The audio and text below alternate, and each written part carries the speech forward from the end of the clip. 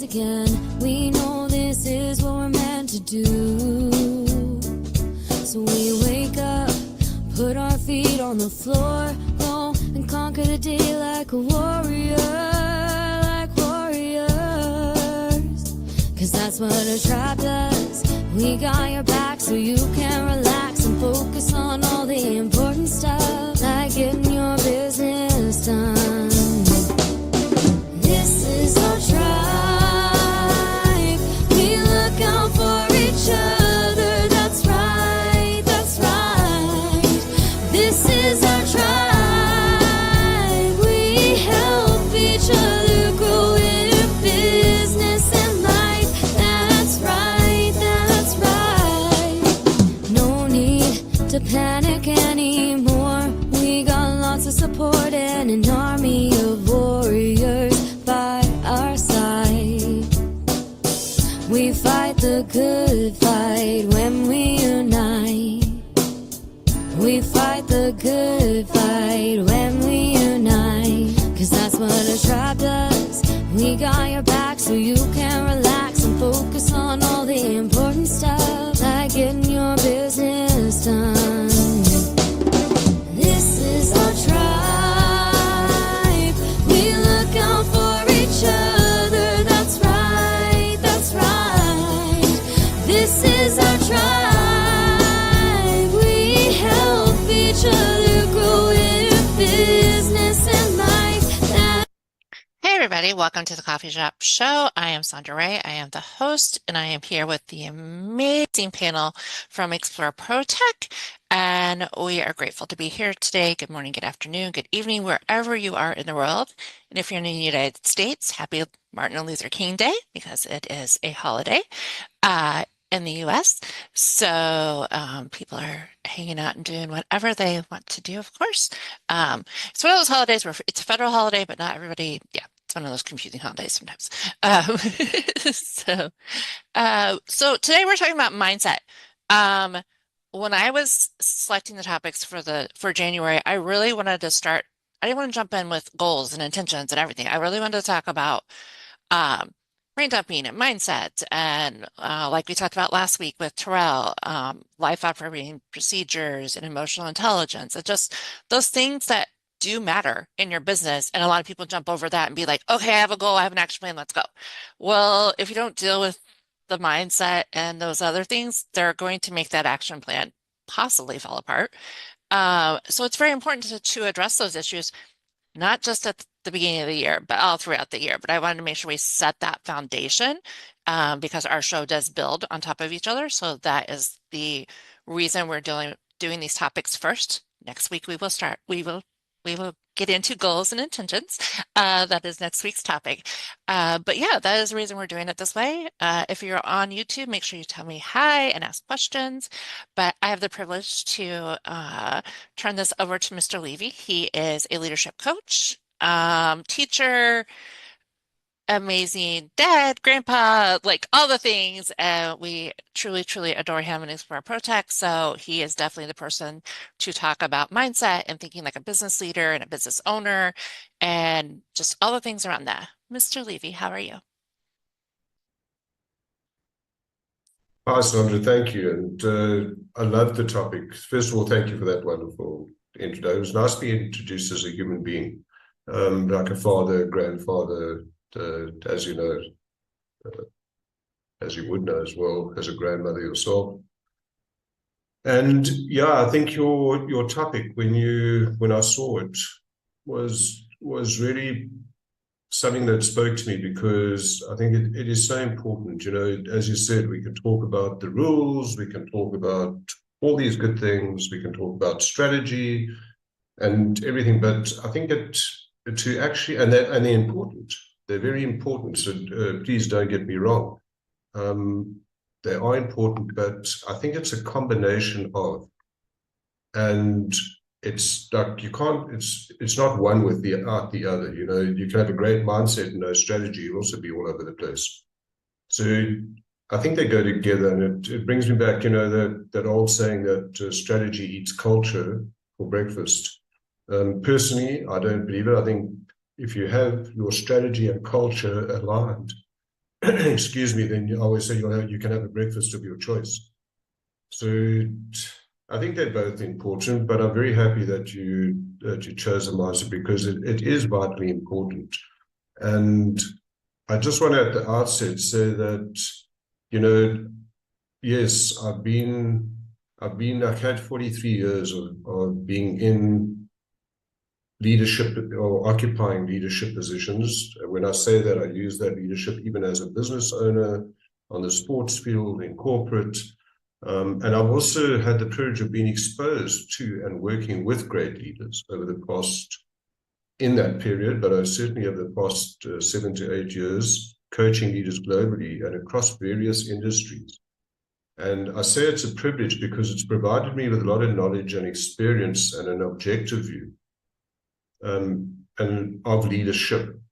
And, leadership itself, the theory of leadership is so varied. But I do recognize it as one of the toughest positions in any organization, and it is really a tough position, and hence I think the mindset part comes really into play, Sondra, in terms of what you spoke about. And then, as in true Sondra style in getting it done, you then limited me, thank the Pope, to 4 headings. Otherwise, you know that we would have been here all night, and you have cut the coffee shop show down. So thank you for that.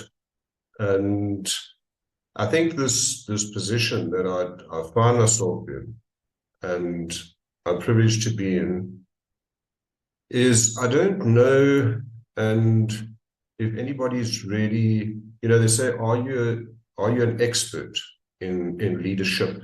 And I say, no, I'm actually not. I'm not a leadership guru. I'm an expert in my approach to leadership and what informs me of leadership. And there are other people out there that are great leadership coaches. And so I think everybody just has even the leaders themselves have a different perspective of leadership. And I did a workshop for about 54 leaders of different companies and so on, and I asked them pre the workshop to say, please send me your interpretation of leadership. And I kid you not, I got 54 different interpretations. They had common threads, of course, but there was not one that was the same. So it just shows you how varied leadership is and how challenging it is. And then I did a little bit of kind of, if I can say, a little bit of homework, and because it was quite interesting what it said. And I thought, well, how is leadership looking today in the world? And I think the mindset, there's a lot of narrative and a lot of communication and talk about it, which I'm happy to say. So if you look like in the 19th century, intelligent quotient was really probably at the forefront of leadership. And I'm talking in general. So it's kind of where leaders had the brains and the workers had the hands. And then that shift into the 20th century where EQ, and if you look at people like Daniel Goleman and all those guys that really took EQ to another level, that became really top of mind for leadership. And, I just look at it and I think it started shifting to more about the people, and that's what exactly how you introduced it tonight, Sondra. And because then, people started saying the workers or people in organizations could do more, and they started demanding. It wasn't just this boss worker in scenario. And then as we shifted into the 21st century I think that's where really the big shift came along towards people. And that's why I put there PQ, which is the people quotient.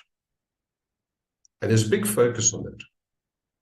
And I see it in organizations, I see it in big corporates, I see it in SMEs. It's less about control and more about getting things done through people, and recognizing that as a leader, you don't know everything. We don't, as people, we don't know everything, which is okay. We don't need to know everything.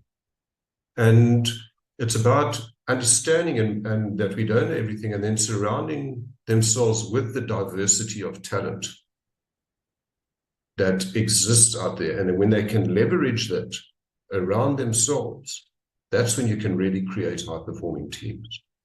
And that takes a huge shift in mindset, and it requires skills that are different. I'm not talking about those tangible skills that we all talk about, but skills of building strong networks of trust and support, within your organization, even outside the organization. If I look at it, when I talk about strong networks of trust and support, it's those people that service your businesses, because leadership is also dealing with people who have a very strong impact on their deliverables that are not employed by them. So they're not necessarily under their control. And that's become, this outsourcing has become, has got bigger. So it really, because of that, it does require that we do focus on the mental habits of high-performing business leaders to enable them to drive meaningful change and to deal with a fast-paced world that we're living in. So, and it makes leadership cannot do it on their own anymore. Leadership is a team sport. And the leader happens to hold a very strong position in the team. They are team. I always say they should show up as team members first and then as leaders. It's a name given to the position. That's why I just call it something called leadership. Somebody gave that a name, and it comes with a lot of responsibility and, again, a huge challenge. So one of the big drivers in terms of, why the focus on the mental habits or mental aptitude to deal with business today is because of that wonderful thing called change. And it's coming at us faster than we've ever seen before. We've always experienced change, right from the agrarian age. There's changes through the centuries. Now we're just experiencing it daily and probably even hourly. So it's a big thing for leadership to deal with change, because it's a big thing for the people that they lead to deal with change. And it's not easy. And we're living in this fast-paced, increasingly complex world. So, and it's changes, I'll just go through this quickly, is what got you here won't necessarily get you there. And we need to understand that and to keep innovative and keep updated. But it takes a lot of mindfulness to be able to deal with this. It's not, you don't just have a skill to deal with change, because there's a lot of unexpected challenges that leaders are facing. So I think the mindfulness part, it really comes into play. And then how do you do it with your team? And, there's always say the 7 most expensive words in business are, we have always done it this way. That can be seriously costly today. So it's about, I'm not going to belabor that too much. I want to get on to, but I think this is the biggest thing about mindfulness, and that leaders have to deal with change. You need, there were some of the headings that you spoke about, resilience. That needs mental aptitude. It's not a skill. It's something you can learn and really focus on. So if I look at the topics that you asked me to just give some input on, and again, it's just through my experience and my own input, was the mental habits of high-performing business leaders. And looking at that, I just made a couple of notes underneath it. So I think the first one for me is very much leaders about self-awareness, purpose, and core values. And I put those all in the same group, because this is really the anchor of at the core of leadership, is to be aware of self, because it comes to that old, we can't lead others until we lead ourselves. And then also that to have a core purpose, that famous why. Answers are not just why am I in business, why am I leading? And I've had people answer me and saying, I'm leading because I think I'm a good leader. Well, that's not, or I can lead. And it's yes, but why? And it's about, having that purpose is why are you leading? Have that purpose. Do you want to grow and develop your people to grow your business? Of course you want to grow your business, but how are you going to grow it? And so if you have a strong sense of purpose inside, a core purpose inside you, and you have those core values, I'm talking about core values that are personal and your business's values and how they align as a leader, this is certainly something that will help you drive through the change, drive through it contributes to everything that you've spoken about below that, about building resilience. How do you build resilience and stay focused if you're not even aware, if you have no purpose for which you're moving forward, if you don't understand what do you value, what are those non-negotiables for you, because that's when do you say no, when do you turn things away, who do you allow inside your organization or not? And I'm talking about even clients. So, it's such a demanding world that we live in. We have to become more self-aware and accepting of self, and accepting not from an arrogant point, but accepting so that I understand I can stand. It's like a core. I have a core around which I can stand, that I can hold on to, that will enable me to deal with these changes. But if I've got no core to work off, it's going to be virtually impossible to deal with these changes effectively. And it could send me into overwhelm. So it helps leaders also stay grounded. I think adaptability will speak for itself because adaptability goes hand in hand with change, and it enables leaders to embrace change and see it not necessarily as a threat, but rather as an opportunity to be innovative and grow. We need to be adaptable, and it's so closely linked to resilience, and it's our ability to recover from those setbacks that we will encounter. Not if we'll encounter them, we will encounter setbacks as long as we're learning from them. But to learn from them, we have to have some steadfastness to be able to take. You have to have some anchor. Otherwise, you're going to get blown out of the storm, blown away with the storm. So it's that will keep us moving forward, and moving forward with confidence, and not with the risk of maybe achieving the risk of failure. And it's only failure if we don't learn from it. But it's no guarantee that we're going to achieve what we want when we want to. I always love that Carol Dweck. She always says, she wrote that book, The Power of Yet. I haven't achieved it yet. It doesn't mean you won't achieve it, but there's a lot of things that are going to come in our way or in our path that we thought we were going to travel, and we have to then be adaptable and change. The other thing that came to mind was this continuous learning. If as a leader, we need to adapt that mindset of, again, coming back to we don't know everything. We need to be able to seek new knowledge and be more curious and actually maybe engage the perspectives of others. Because as I said before, leadership is a team sport. So have that mindset that it's not all about you. And there's some very good people. If you surround yourself with the right people, it's actually amazing. And I've experienced the input and the feedback that your people can give you as a leader. They're on the ground. It's amazing what they know, but if you don't ask them, you're leaving a lot of untapped information and potential out there that can inform you of what's happening in the markets. And, they need to stay ahead of industry trends. And what better way than asking the people, or including the people who are at the coalface of your business? It's that old story, Howard Schultz I think it was his partner, Howard Burhoff from Starbucks. He said, let the person who sweeps the floor choose his own broom. And I just so resonate with that. And leaders, we need to adopt that mindset of trusting our people. We hired them for a reason. We need to trust them. And hope they are better at what they do than we are. And then bring them in. So you can make decisions with good information, and even sometimes incomplete information, but you can have confidence in making those decisions. Then the people-centric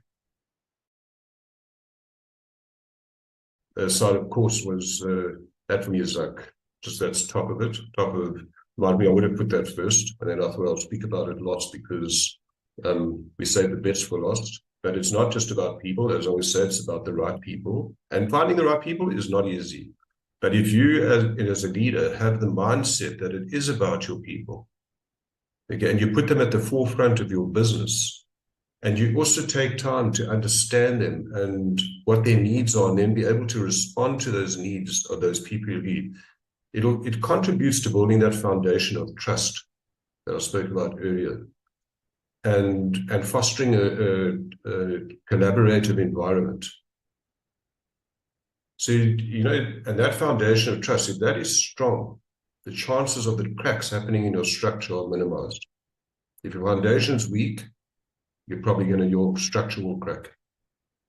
So they need to not only have a clear understanding, that self-awareness of themselves, but also have an understanding and their own limitations and their own strengths, but also of those that they're leading, which will enable to support them, okay, in being the best that they can be in order to grow the business. So it comes back to, as a leader, I would say my definition, because there's a million definitions, is a leader's responsible to, not for, the people they lead. Their responsibility is to provide the resource for them to operate at their best. And that resource can be, how does the leader show up every day? He or she has a huge influence on the people they're leading. And they have a huge impact on the people they're leading professionally and personally.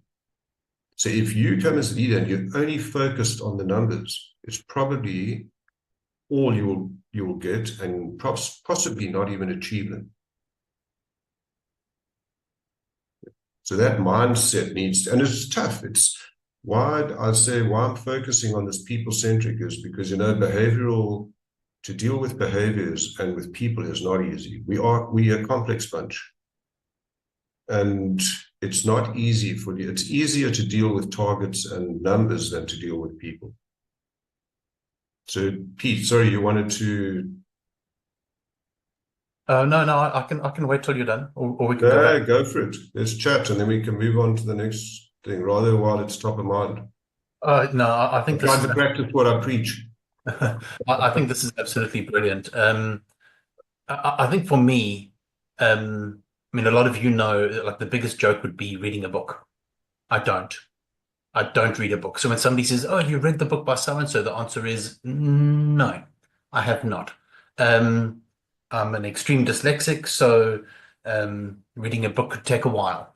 But when I listen to the way that you're speaking, and I take a look at the spaces that we're in, a lot of the leadership, I don't know if you want to call it style, or if you want to call it, a lot of those practices were out of necessity, because that's just the way things work at the moment. So you have to be able to be proficient in being able to speak to people and understand humanity and understand, there has to be that element, or that human element.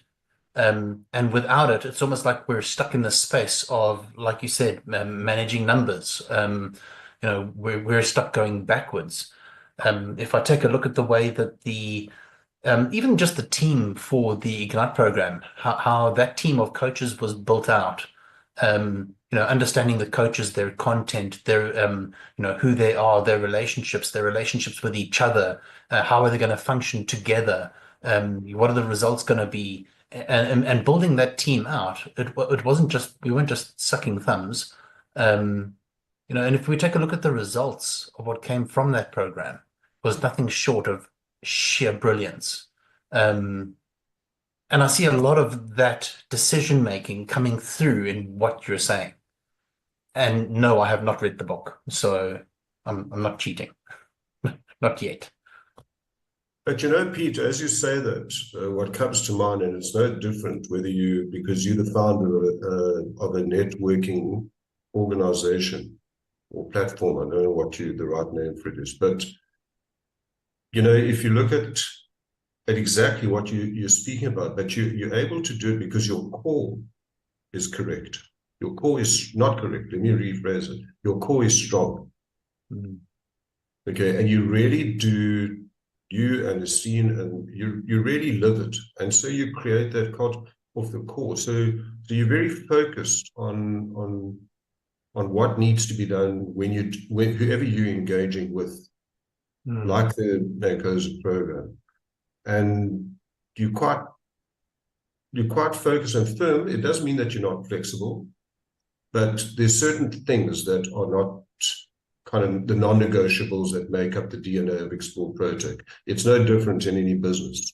That's what makes businesses unique. That's what makes us as people unique. So yeah, and I think that's just, yeah, as you say, you can read it, you know. I think there are books about it. Not I think there are books about it, but it's about putting it into practice. And that's where the mindset comes in. It's very different reading, because the book doesn't tell you what happens out there, or who you're going to be dealing with, or who you're going to come up against, or what challenges you're going to. And second, the implementation in reality is very different. That takes a strong mindset, and then all these things that contribute to it, all these factors. So yeah, it's amazing. And actually talking about focus, that's now. So how do we build, or what are the techniques, as Sondra put it, to build resilience, and then to stay focused under pressure, because leaders are under major pressure today. And again, probably related, or as a thread off the top, is off the self-awareness, the adaptability, and all those good things, is the mindfulness and being able to stay focused, or to focus. Okay. And I think that's important for leaders to do that, especially in a world that's turning so quickly. Okay, is how do we navigate that? And we need to be focused, and that's where that core comes in. You know, Pete, you guys have, and I'm going to use Explore Protech, if you don't mind, as an example, but it's no different to businesses, because you faced a lot of challenges. But you were your mind was right, and you were focused, and you stood by that core. And so you managed to navigate around those challenges and still achieve the outcomes that you were looking for your members, for those amazing students on the course, and so on. And if you didn't have that, where would it have been? You know, I don't know. Maybe you want to comment on. I think if I go back to the very beginning, and I'll start from the networking space, we were very determined that a very particular type of person would fit into this space, and we built out that fun, authentic, caring, teachable, very important, the ability to teach. You know, we were very strong in that, and we had a lot of people throwing themselves at our networking space, almost like they thought, if I pay a membership, I can be a member. But we weren't just looking for any members, we were looking for very specific members. So I didn't want the space to make money because we just take on everyone and then our finances come from the amount of people that we have. I wanted our space to develop incredible projects based on the people that we have, not the amount. So, and I think sticking to our guns from the very beginning kind of just filtered through all the way. So as we faced problems further down the line, it was just so much easier to deal with because we had the right people in the right places at the right times, doing the right things, with the right mindset. Yes. So when those other issues popped up, it's almost like they were non-issues, really. You know, it was just easier to deal with. But we kept it strong from the very beginning, even when we were desperate. You know, when you start a business and you're eating rice because you have to, and people come along and they're like, oh, we want to be a member. How much is your membership fee? And you take one look at the person, and you experience the person, and you realize this person is just not meant to be in this space. It's not for them, or it's not for the space. So, and then you have to turn them down. Which is tough, but look at the results. Exactly. So I think that, you know, and I was privileged to see how you operated and how you did navigate that. And it was amazing. And I thought a lot about that when I was going through this, and of course also the companies that I work with. And as I say, it's no different. It's those core that drives you. When your mindset is right, you're able to stay focused and stay present and grounded, and then navigate the challenges. It doesn't make it easy, it makes it easier, as you correctly said. So it's just minimizing that kind of urge to, I don't know, like when we react, because we can react impulsively to what's kind of being thrown at us, and it's not always a good way to react. I've certainly learned that. So it's just, yeah, I think that mindfulness gives you the ability to prioritize effectively, and then channel your energy towards what really matters. So it comes with the next thing for me is also very important in terms of building resilience and staying focused under pressure with self-care. Because leadership is such, not only leadership, everybody in the organization or network we need to give more attention to taking care of ourselves. Even as parents or as friends, or as in, because if you don't look after yourself, how are you going to look after others? How are you, you know, I'm here to support you. Really? Look at you, you're just about close to burnout, or you know, you're just about like really, you're about a month away, which I was told many years ago, from having a heart attack. And that was a big wake-up call. Okay. So you telling me, which was told to me by a psychologist that I went to see, is she was quite harsh on me. She said, all these people that you're telling me you want to take so much care for, how are you going to take care of them from a hospital bed and hopefully without a heart attack? And that, boom, hit me. And yeah, so I placed a lot of importance, I learned the hard way, on self-care and prioritizing self-care through whatever works for you, be it exercise, be it just meditate, whatever that looks like for you, that you can be in good mental and physical shape. I'm not saying you have to be like a super athlete or so, but especially today with the demands that are placed on us today, that management of mental and physical stamina is so important. And it's very difficult to do that when you're exhausted or you're not thinking straight, and so on. So, you know, it also contributes to like, or what does help that is also have clear goal setting. So Sondra will, and I didn't put that in because Sondra's here.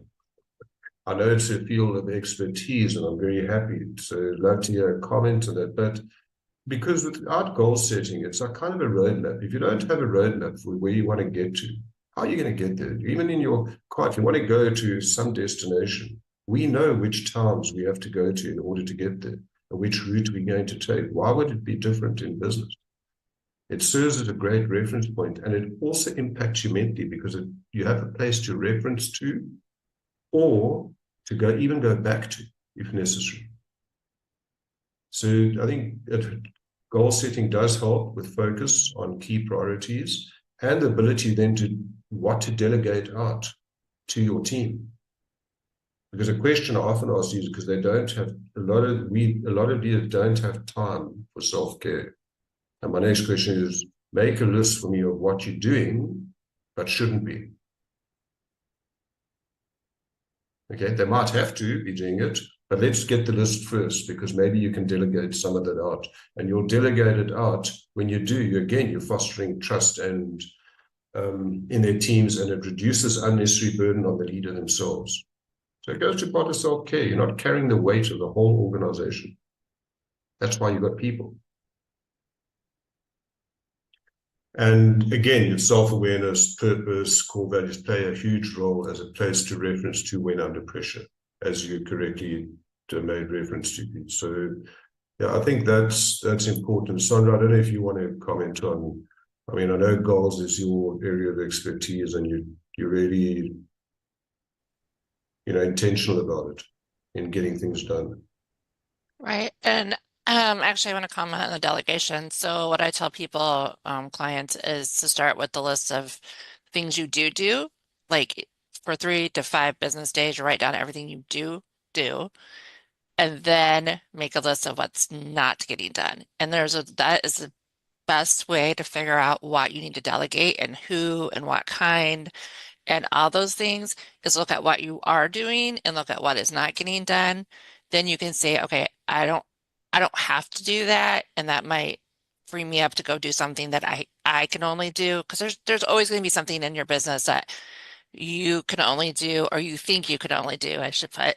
Um, but you know, nobody's and then the second part of that is you can write out the most detailed instructions and videos and everything. Nobody's going to do anything exactly like you do. They're not going to put their flair on it. They're not going to put their energy. They're not going to do. So you have to accept that and be okay with that. Still create the instructions and the video and the check-ins and all those things, but you have to be, as a business leader, okay with people doing things with their own little twist. Hopefully not a big twist that takes away from your values of your company and stuff. So there's definitely variables in that, but to make sure, yeah, you don't get burnout, you don't get in the hospital. One of my daughter's good friend's father, 47 years old, had a heart attack on Friday and died. So three grandbabies, 2-year-old twins and a 2-month-old. So it is real, like super, super real that you take care of yourself. Not just for your business, but for your family, you know? Yeah.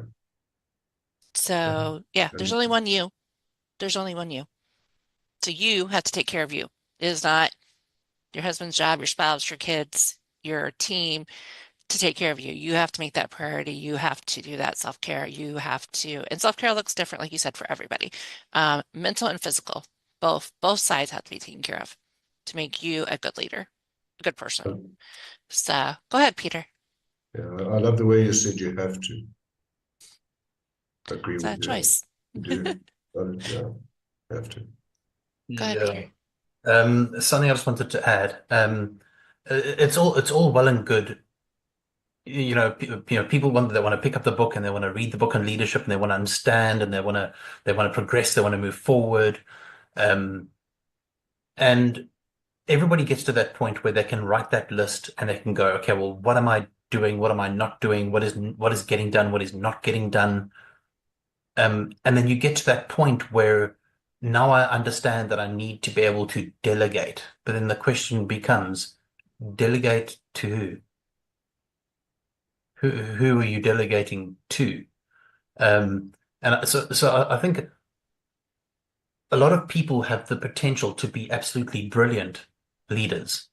But if they're not surrounding themselves with people, then what are you leading? You're not leading anything.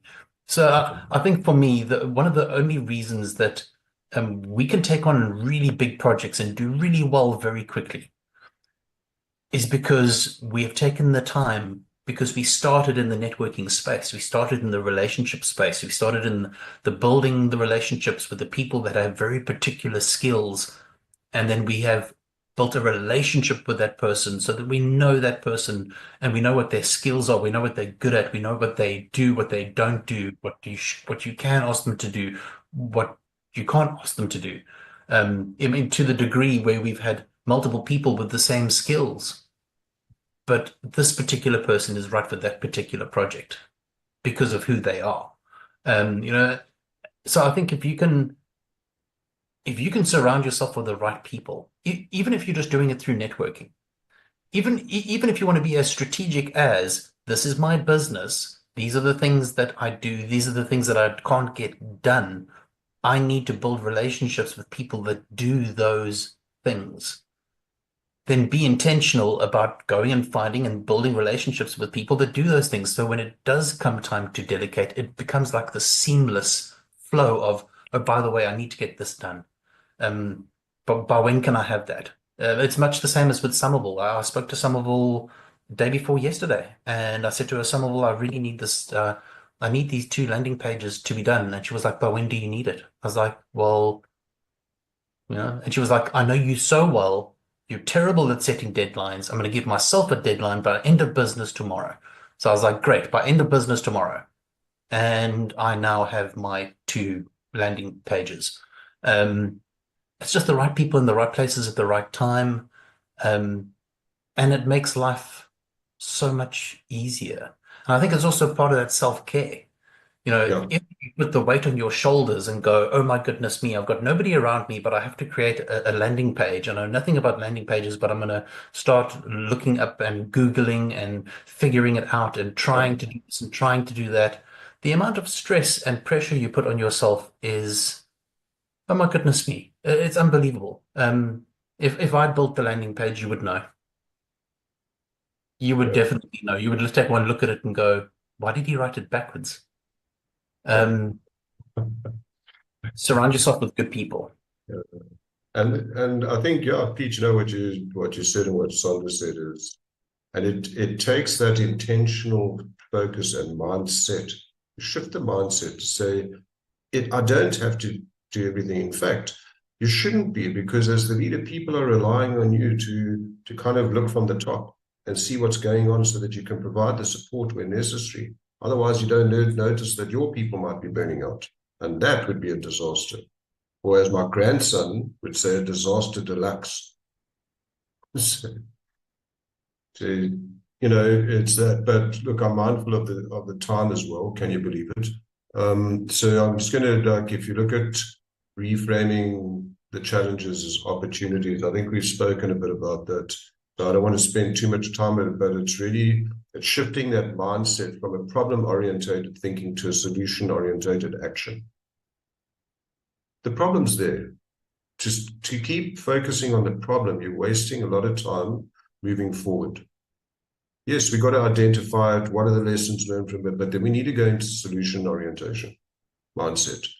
And this way, leaders can reframe their challenges by seeing the opportunities that exist within the setbacks that they're experiencing. But it takes a change of mindset to do that. And then again, encouraging inclusivity and trusting those that you lead, because, when you get these diverse perspectives, you can then uncover many solutions. And I've seen it happen. It's actually beautiful to sit and watch it. And that's why I say it's an absolute privilege. Sit there and watching it, just sitting in awe. And you just see a guy, like a driver. I've seen a driver just give input to what he sees and experiences. He gave solutions to the salespeople and to leadership as to what they should do. It was the most amazing thing to witness. So yeah, it does. It kind of creates. When you start doing that and you include your people, it kind of creates maybe seeing adversity as maybe a roadway to growth and success that you're looking for. Instead of getting bogged down by it, which we can do, and we tend to do. We all do. This is not a bash leadership session. The leaders out there are flipping good. I'd really take my hat off. They're dealing with so much in this world today. And hence that they need to be more mindful, and that mindset, and as you said, Pete, the right teams, and Sondra, the goal setting, and you have to take care of yourself. I just love that. Not you should, you have to. That's why Sondra's business is called Get It Done, because you have to do it. And so just coming into the last thing is then the focus on progress. And Sondra, I think you said that, just get it going, delegate it out. You will see whether it's going to work or not, but rather focus on progress than focus on perfection, because perfection doesn't exist. And so while the numbers and targets are extremely crucial, it's important to focus on how are we getting to the numbers and the targets. So it's not so we can't have them, you need them. It's like having that roadmap that I mentioned earlier. But it's not about doing it perfectly. It's rather about just doing it, as you said, Sondra, and being comfortable with even pausing and maybe even having to move backwards if you have to. If you make a mistake, you're going to have to redo it. And yes, you might not get to where you want to go yet, but you will get there. It's less costly to go back and redo it than to try and push forward, and it keeps costing you and costing you and costing you, and it takes you longer to get there. If that makes sense. And then the last one that I just wanted, and this is so key for me, this is probably the most, or not for me, it's the most powerful tool for growth and for development is feedback. But we need to be open to feedback. And it's up to leadership to create that environment where people are open to feedback, where they feel safe to give feedback and to receive. As long as it's all done with respect and dignity. If there's no respect and dignity, it's out. I don't want your feedback. So it helps people expand their perspectives and so on. So yeah, I think it's just really, you also, again, you create a culture of commitment, continuous improvement, and then you've got that foundation for sustainability. So I really think that that's important. We can talk a lot more about it, but we don't have time. Yes, Okay. speaking of which, we do have to wrap up, Mr. Levy. Yes, definitely being open to feedback, I really think that to me is the best leader. Somebody that is willing to be open to feedback and has that type of culture in their business, because that means they're open to change and they're open to growth, in my opinion. So for sure. We want to thank Mr. Levy for being our guest today. Again, we picked him for a very good reason, because we have surrounded ourselves at Protech with amazing people, thanks to Mr. Peter and Miss Nastine, for sure. A couple of thank yous. Thank you to Miss Susan, who does our cover, our show notes, and then she turns this into a podcast. So if you're not listening to us on the podcast side on Spotify, make sure you do listen to a couple of shows, give us a rating. That helps us, that helps you. Same thing with YouTube. Subscribe, like, and share, because that gets it out to more people. And our goal is to help business people all over the world become better. So definitely, for sure. My name is Sondra, and I am a goal accountability coach, the owner of Get It Done Coaching, and I do goal accountability, speaking, and also do workshops. My next workshop is March 20th, and that is the Quarterly Compass, where we will be reviewing goals and taking the lessons and applying them and creating the action plans. So again, that's on March 20th, and Susan always puts the link in the show notes, so that's for sure. And if you ever want to talk to any of us, we have our LinkedIn links in the show notes, so schedule a coffee chat. We love meeting people. We want to grow relationships. That's Explore Protech, coffee first, business later. Almost flipped it. So we really love to meet you. And I think that is it. Mr. Peter, you want to wrap us? Oh, and thank you to Somerville. Oh my gosh, you even talked about Somerville. Thank you to Somerville, who does pretty much everything for Peter behind the scenes. No, majority, but yeah. You need yourself a Somerville. You just can't have ours. Start saying. But go ahead, Mr. Peter. Awesome. Sondra, I think firstly, I just want to say a huge thank you. The space that you're creating is a huge advantage for anybody that's watching. So to entrepreneurs out there that are battling with certain topics, and you're creating those topics and creating the space for us to talk those things through, it's a huge advantage to entrepreneurs that are out there. So a huge thank you to you especially. And as we wrap up, I think we'll just wrap up with the famous words from Nestine Botha, which is, may all your wildest entrepreneurs